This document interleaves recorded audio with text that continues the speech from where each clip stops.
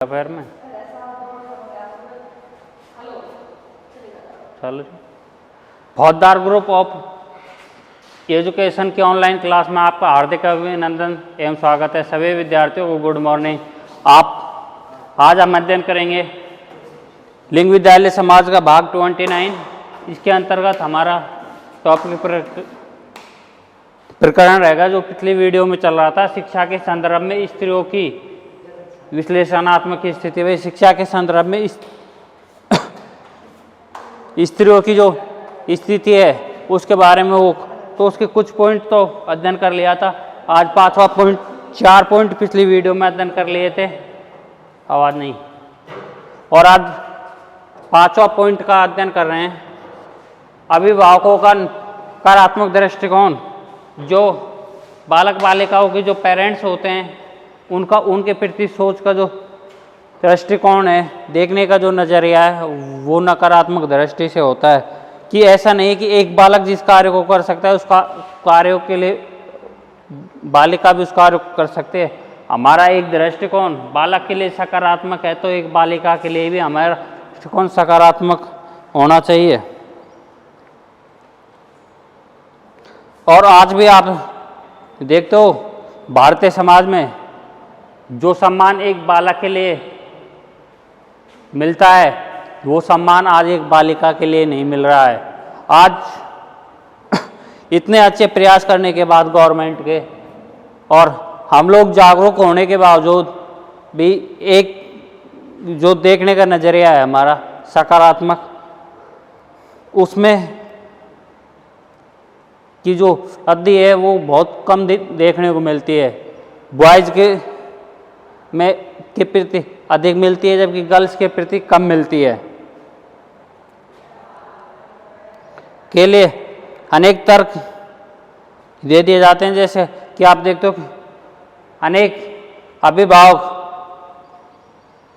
बालिकाओं की भ्रूण में हत्या करवा देते हैं, जिसको बोलते हैं कन्या भ्रूण हत्या। इस प्रकार के केस आप बहुत देखते हो।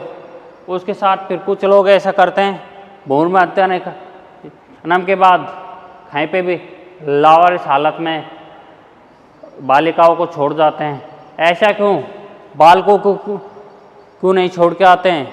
लेकिन हमारा जो देखने का नज़रिया है, सोचने का दृष्टिकोण है, वो बालकों के प्रति सकारात्मक है, जबकि बालिकाओं के प्रति नकारात्मक दृष्टिकोण से हम आ रहे हैं। इसी के साथ शिक्षा का क्षेत्र है, उसमें भी बालकों के लिए अच्छी स्कूल में शिक्षा दिलाते हैं, और जबकि बालिकाओं के लिए गवर्नमेंट स्कूलों को उपयुक्त मानते हैं कि इन्हीं में ही शिक्षा।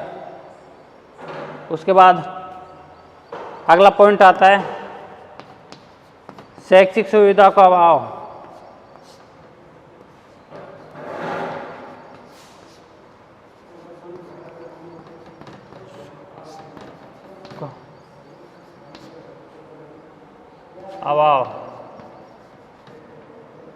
आप देखते हो कि एक बालक और एक बालिका के अंतर्गत शैक्षिक सुविधाएं हैं, उनका अभाव में अंतर देखने को मिलता है। एक बालक के लिए हम पर्याप्त टाइम दे पाते हैं, और जबकि एक बालिका के लिए विद्यालय जाती है तो उससे पूर्व घर का कुछ न कुछ काम करके जाती है, और विद्यालय से आने के बाद खुद की पढ़ाई के साथ घर का कुछ काम उनको करना होता है। जबकि बालक के पास सिर्फ एक ही काम रहता है कि वो पढ़ाई करे। जी, हमारा एक सुविधा, जो शैक्षिक सुविधा का जो अवसरों में असमानता होती है, उसका अभाव है बालिकाओं के लिए। जबकि शैक्षिक सुविधाओं में जैसे देखते हैं कि एक बालक को अच्छे स्कूल में पढ़ा रहे हैं, जबकि बालिका को गवर्नमेंट स्कूल में पढ़ा रहे हैं। उसके साथ एक बालक को अच्छी स्कूल के साथ साथ एक ट्यूशन के लिए भी हम भेज रहे हैं, जबकि बालिकाओं को ट्यूशन के लिए भी हम नहीं भेजते। बालक के लिए अच्छे अच्छे पेन, अच्छे आवश्यकताओं की पूर्ति करते हैं, जबकि बालिकाओं के लिए सामान्य। तो इस प्रकार की जो शैक्षिक सुविधाएं हैं उनमें भी अभाव में अंतर देखा जाता है, जिससे कि एक लैंगिक भेदभाव की जो क्षमता है वो एक बालक बालिकाओं में स्कूल स्तर से हम उत्पन्न कर देते हैं, जिसके बाद वो आगे जिसका बहुत व्यापक प्रभाव हमारे लाइफ पे या हमारे जो बच्चे होते हैं उनकी लाइफ पे देखने को मिलता है। इसका अधिकतर प्रभाव बालिकाओं के ऊपर अधिक पड़ता है।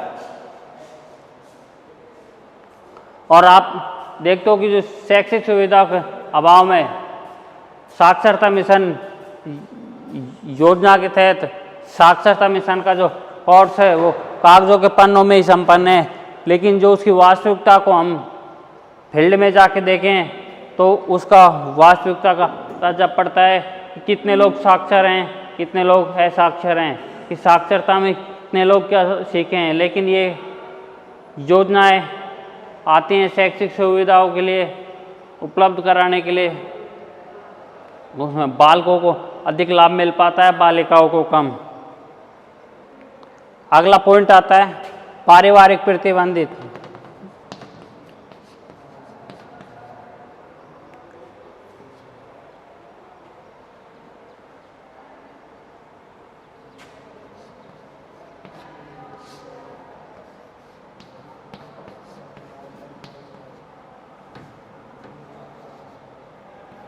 पारिवारिक प्रतिबंध, आप देखते हो कि बहुत सी फैमिलियाँ ऐसी होती हैं, बहुत से लोग उसे जो देखने का नज़रिया है बालिकाओं के गांव में शिक्षा की सुविधा नहीं होने के साथ उनको दूसरे गांव या हायर एजुकेशन के लिए कहीं भेज नहीं सकते थे। उनमें शैक्षिक दृष्टि से कुछ पारिवारिक समस्याओं का प्रतिबंध लगा देते हैं पारिवारिक कि यहाँ पे स्कूल नहीं है, अधिक दूरी है, अकेली कैसे जाएगी। इस प्रकार के कारण, इस प्रकार की समस्या शिक्षा के संदर्भ में बालिकाओं के ऊपर आती है। कुछ फैमिलियों में पेरेंट्स की जो रूढ़िवादी अवधारणा, जो परंपरा है जो हमें देखने को मिलती है, उसके साथ वो जो रूढ़िवादी परंपरा है एक स्त्री या बालिका को शिक्षा लेने में बहुत बड़ी बाधक सिद्ध होती है। लेकिन शिक्षा रूप से संपन्न हो सकते जब स्त्री और पुरुष दोनों का सहयोग उस कार्य के प्रति माना जाता है। जैसा कि स्त्री के द्वारा अपनी बालिकाओं को या पुत्रों को शिक्षा दिलाना और जेंट्स वर्ग को अपने पुत्रों के द्वारा शिक्षा दिलाना, तभी इस चीज़ को एक दूसरे के उसमें संपन्न और सही सिद्ध हो सकती है। इसके बाद अगला पॉइंट आता है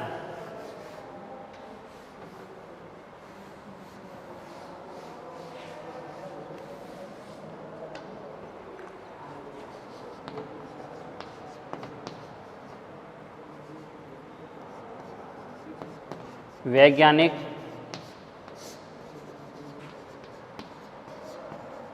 दृष्टिकोण का अभाव। आप देखते हो कि जो रूढ़िवादी धारणाएं, अंधविश्वास है, जो एक्टिविटी एक्सेंट काल से लेकर वर्तमान काल तक जो चली आ रही हैं, उसको बदलने का नज़रिया, सोच का नज़रिया हमारे अभिभावक, पेरेंट्स और फैमिली समाज का होना चाहिए कि जिससे उनमें वैज्ञानिक दृष्टिकोण, जो वर्तमान जो स्थिति है उसका जो दृष्टिकोण देखने का नज़रिया, उनका अभाव उन लोगों की क्षमता के अंतर्गत है, उसे हमें जागृत कराना है कि भारतीय समाज में अधिकतर क्षमता जो बालक की होती है उसको मापा जाता है, जबकि जो बालिका की जो क्षमता है उसका वैज्ञानिक दृष्टिकोण के द्वारा नहीं मापा जाता है, जिससे कि आप देखते हो कि एक बालिका और एक बालिकाओं में भेद इसलिए माना जाता है, लैंगिक असमानता, इसलिए उनको सामना करना पड़ता है कि बालकों की बुद्धि क्षमता अधिक होती है और बालिकाओं की बुद्धि क्षमता कम होती है। ये रूढ़िवादी अंधविश्वास की धारणा हमारे पेरेंट्स के अंतर्गत मिलती है, उसको समाप्त करना चाहिए। एक जिस कार्य को बालक कर सकता है उस कार्य को एक बालिका भी कर सकती है। बुद्धि दोनों में समान है, लेकिन उस बुद्धि का यूज करने का जो तरीका है प्रत्येक आदमी, जेंट्स या स्त्री का अलग अलग है, बालक या बालिका का अलग अलग है। बुद्धि सब में समान रूप से पाई जाती है। उस बुद्धि का उपयोग हमें किस तरीके से, किस टाइम पे, किस उसमें करना है, इस चीज़ के ऊपर निर्भर करती है। इसके साथ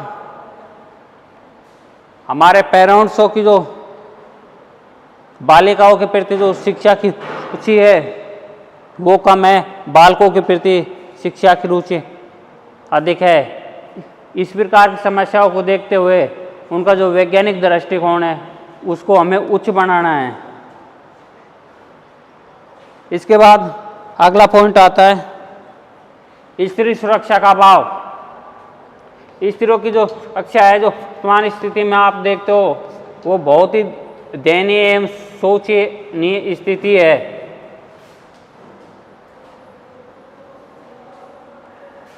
जिसके अंतर्गत स्त्रियां स्वयं को, अपने आप को ये महसूस करती हैं कि वो कहीं पे भी सुरक्षित नहीं है, चाहे घर में हो चाहे बाहर हो। तो इस चीज़ का अभाव उनके प्रति, उनके माइंड में, सोच में, हमको इस चीज़ से वो करना होगा जो स्त्रियों के लिए सुरक्षा है, सुरक्षा जो कमज़ोर कड़ी है उसको और महत्वपूर्ण बनाना होगा। तब इस उच्च शिक्षा के लिए बालक या बालिका हो या स्त्रियां या बालिकाओं को बाहर भेजने के लिए, उच्च शिक्षा के लिए स्त्रियों की जो सुरक्षा की जो स्थिति का अभाव है, उसके संदर्भ में अनेक माता पिता, अभिभावक चिंतित रहते हैं कि जब इधर ही संपूर्ण रूप से सुरक्षित नहीं है तो बाहर जाने के बाद किस प्रकार से सुरक्षित होते हैं। और आप देखते हो आए दिन बालक और बालिकाओं के साथ अनेक प्रकार के घटनाएं होती रहती है, जिनसे वो अपने आप को इस चीज़ के लिए महसूस करते हैं कि वो असुरक्षित हैं, पूर्ण रूप से सुरक्षित नहीं है। इसके संदर्भ में गवर्नमेंट के द्वारा अनेक प्रयास किए जा रहे हैं, लेकिन फिर भी सफलता पूर्ण रूप से नहीं मिल पा रही है, जिसके द्वारा बालक, बालिकाओं और स्त्रियों की शिक्षा, उस शिक्षा के लिए वो बाधित हो जाती है और जिसका उन्हें शिक्षा छोड़नी पड़ती है। इसके साथ ही बहुत भयंकर उनके सामने एक बड़ी समस्या रहती है। इसके बाद अगला पॉइंट आता है सामाजिक प्रतिबंध।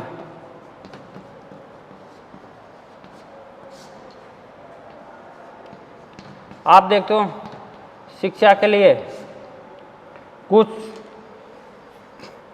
समाजों में सामाजिक जो प्रतिबंध है वो लगा हुआ है। एक्सीडेंट काल से लेकर वर्तमान काल तक आप देख सकते हो अनेक समाजों में, सब में अपनी अपनी स्थिति के अनुरूप जो प्रतिबंध है जो उन्होंने लगाए हुए हैं। इससे पहले आप देखते थे डैवाल काल में स्त्रियों की स्थिति बहुत ही दयनीय थी और उसके साथ आप देखते हो स्त्रियों को घर से बाहर निकलने की परमिशन नहीं थी। पर्दा प्रथा, अनेक प्रकार की ऐसी जो समस्याएं थी उनको समाज एवं धर्मों के अनुसार उनको पहले प्रधानता दी जाती थी, बल्कि शिक्षा ग्रहण करने के लिए बालिकाओं को भी पर्दे के अंदर ही रखा जाता था, जिससे कि बालिकाओं में स्त्रियों की शिक्षा बाधित होती थी। भारतीय जो समाज है उसका ये मानना था कि बालिकाओं की शिक्षा कोई अनिवार्य रूप से महत्वपूर्ण ठोस और कदम अच्छे नहीं मानती है। इसके साथ ये शिक्षा के संदर्भ में स्त्रियों की विश्लेषणात्मक स्थिति समाप्त होती है। इसके बाद अगला पॉइंट आता है, 3rd नंबर का था स्वास्थ्य के संदर्भ में।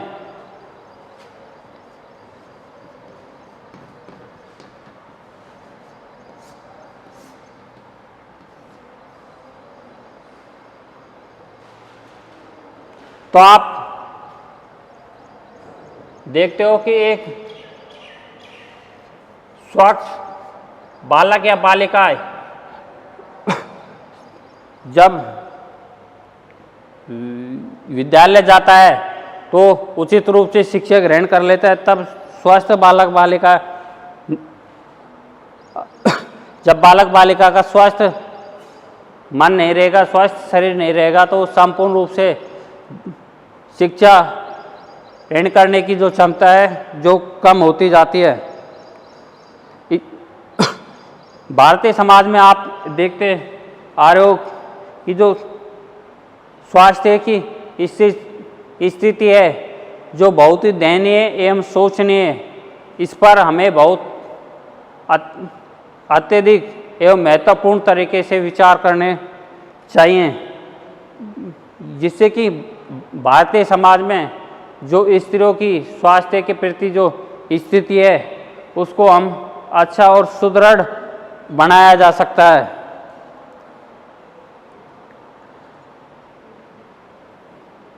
जैसा कि आप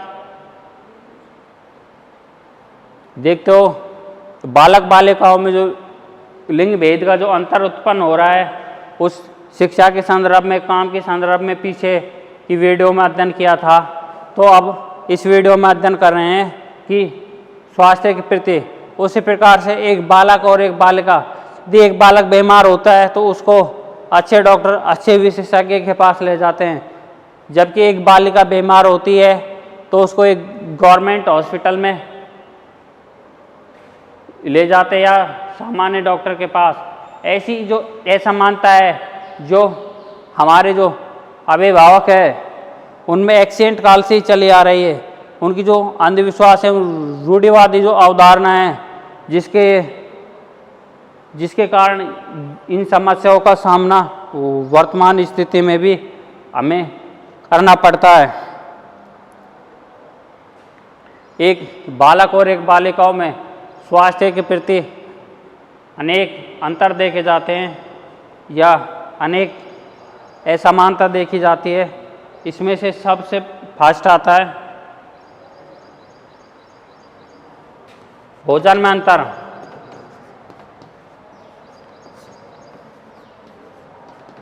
आप देखते हो कि एक बालक अच्छा भोजन करेगा, जबकि एक बालिका अपने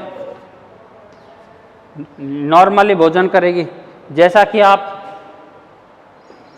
देखते हो कि एक बालक के लिए शाम सुबह दोनों टाइम दूध मिलता है, तो बालिका के लिए एक ही टाइम दूध मिल पाता है, क्योंकि हमारे जो पेरेंट्स हैं, अभिभावक हैं, उनमें इस सोच का विचार है कि बालक बालिकाओं का जो खाना है, जो भोजन होता है, उसमें वो अंतर करते हुए शुरू से देते हैं। धीरे धीरे जो एक पीढ़ी से दूसरी पीढ़ी में संकीर्ण विचारधारा और सोचने स्थिति, अंधविश्वास है जो एक्सेंट काल से ही वर्तमान की ओर चला आ रहा है। तो इस चीज़ को देखते हैं कि उनको भोजन दोनों को समान रूप से समान पौष्टिक मिलना चाहिए। एक बालिकाओं को भी संतुलित भोजन की आवश्यकता होती है, एक बालक को, दोनों को समान रूप से संतुलित भोजन मिलना आवश्यक है, तभी वो शारीरिक रूप से स्वस्थ रह सकते हैं।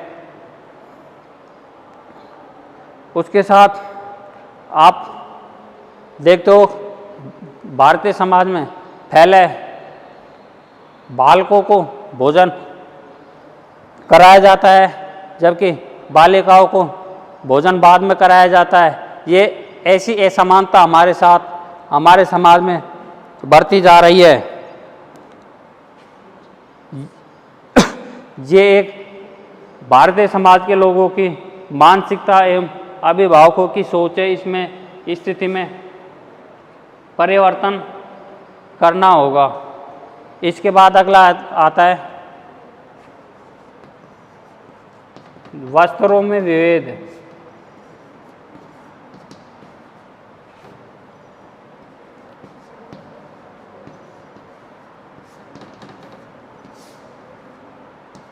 आप देखते हो कि बालक और बालिकाओं में हर जगह, पिछली वीडियो में भी आप देख रहे हो, इस वीडियो में भी आपने देखा है, अध्ययन किया है कि जो एक बालक और एक बालिका में लिंगीय असमानता का उत्पन्न आता है। जो स्वास्थ्य के संदर्भ में अध्ययन कर रहे हैं तो उसमें सेकंड पॉइंट आता है वस्त्रों में विभेद।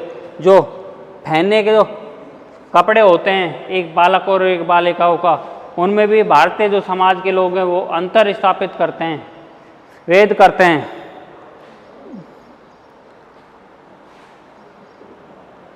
जिसके लिए कि आप देखते हो कि जैसा कि भारतीय समाज में देखने को मिलता है, बालकों के लिए सर्दियों के यूनिवर्सल अच्छे और उच्च क्वालिटी के लिए जा सकते हैं, जबकि बालिकाओं के लिए सामान्य एवं नॉर्मली जो क्वालिटी है उसके वस्त्र लिए जाते हैं।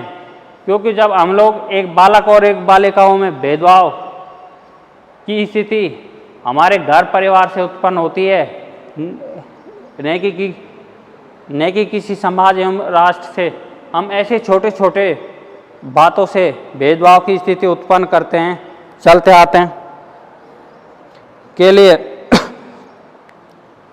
तो आप देखते हो कि जो वस्त्र हैं उनमें भी भेदभाव किए जाते हैं। जब बालक को उच्च क्वालिटी के वस्त्र दिए जाते हैं, बालिकाओं को निम्न क्वालिटी के, तो इसके साथ साथ जो सर्दियों में होने वाले लोग बालिकाओं के अधिक होते हैं, बालकों के कम होते हैं। तो इस रूप से वो स्वास्थ्य के प्रति बालक और बालिकाओं में दोनों का ध्यान रखना चाहिए। अगला है कार्य में विभेद।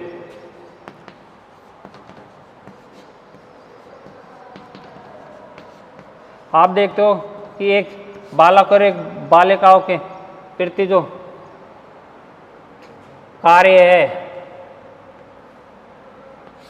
एक बालक कम कार्य करता है, एक बालिका ज़्यादा कार्य करती है।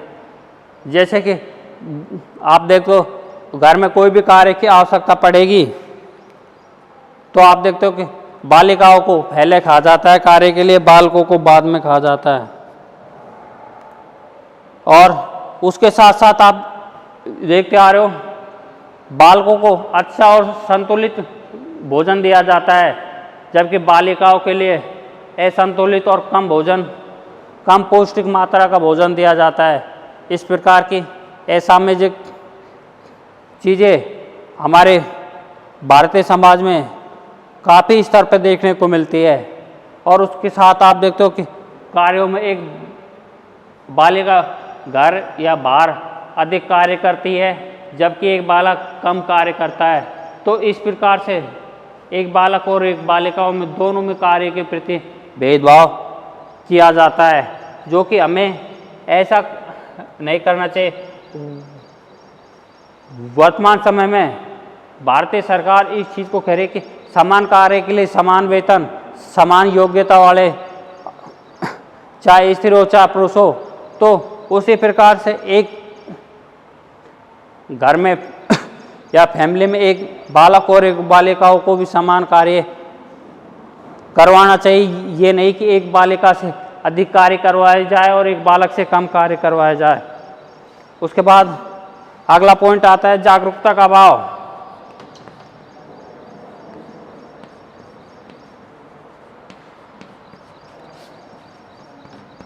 आप देख रहे हो कि भारतीय समाज में जो जागरूकता है, चाहे शिक्षा का क्षेत्र हो, चाहे काम का हो, चाहे एजुकेशन का हो, चाहे स्वास्थ्य का हो, चाहे अन्य किसी योजनाएं भारतीय सरकार द्वारा वर्तमान में अनेक योजना लाई जा रही है, उन सब के प्रति जागरूकता का अभाव है। भारत की जो जनसंख्या है अधिकतर ग्रामीण क्षेत्रों में निवास करती है, तो उनके पास उन सारी चीज़ों की जागरूकता नहीं होती है, जागरूकता का अभाव होता है, वो सूचनाएं उन तक नहीं पहुंच पाती है, जिसके कारण वो उन योजनाओं एवं जागरूकता के अभाव के कारण उन चीज़ों से वंचित रह जाते हैं जो एक बालक, एक बालिका हो या स्त्री पुरुष के लिए आवश्यक हैं। जैसा कि आप देखते हो, एक गर्भवती महिला के लिए जो संतुलित भोजन के लिए क्या क्या आवश्यक होता है, उन सब की सूचनाएं भारतीय समाज का जो ग्रामीण परिवेश है उसमें संपूर्ण रूप से उपलब्ध नहीं होती, और बहुत से पिछड़े हुए क्षेत्र हैं जिनमें इस प्रकार की आवश्यकताएं की जागरूक करने के लिए हमारे देश में काफ़ी उपाय लाए जा रहे हैं, जिससे कि सबको हर उसके लिए जागरूक किया जा सकता है। इसके बाद अगला पॉइंट आता है चिकित्सा सुविधाओं में भेदभाव।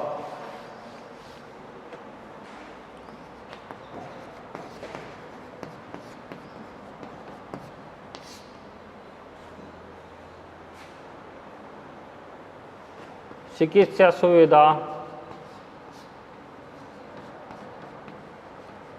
वो में विभेद। आप देखते हो कि एक बालक और एक बालिकाओं की जो चिकित्सा सुविधा है उसके अंतर्गत भी भेदभाव मिलने का।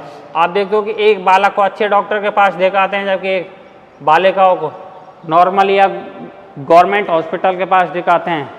एक इस प्रकार की जो सुविधाएं हैं जो बालक बालिकाओं के लिए आवश्यक सुविधाओं के अंतर्गत आते हैं, जब हम लोग उनके प्रति उन चीज़ों में असमानता उत्पन्न करेंगे तो उनके माइंड में आगे चल के वो अवधारणा आज हमारे अभिभावकों या हम लोगों के माइंड या दिमाग में जो संकीर्ण और रूढ़िवादी जो विचारधारा बनी हुई है वो उनके माइंड में भी संकीर्णता उत्पन्न होने लग जाती है धीरे धीरे, जिससे कि वो आगे के समय में वो स्थिति उनके साथ भी समस्या उत्पन्न करती है।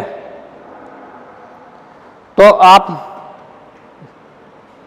देखते हो जैसा एक बालक और एक बालिकाओं में एक टीकाकरण का अभियान चलाया जाता है, बालकों को पहले ले जाया जाता है, बालिकाओं को बाद में। तो इस प्रकार का जो भेदभाव है, जो चिकित्सा के प्रति जो सुविधाओं का जो अभाव है, उसको भी हमें और हमारे पेरेंट्स, हमारे समाज को अच्छे से समझना होगा। एक बालक और एक बालिका को समान रूप से स्वास्थ्य के प्रति ध्यान रखें और स्वास्थ्य संबंधित जो योजनाएं हैं उनको समान रूप से लाभ लें। हाँ जी प्रकाश, थैंक यू। शेष बचा हुआ अगली वीडियो में अध्ययन करेंगे।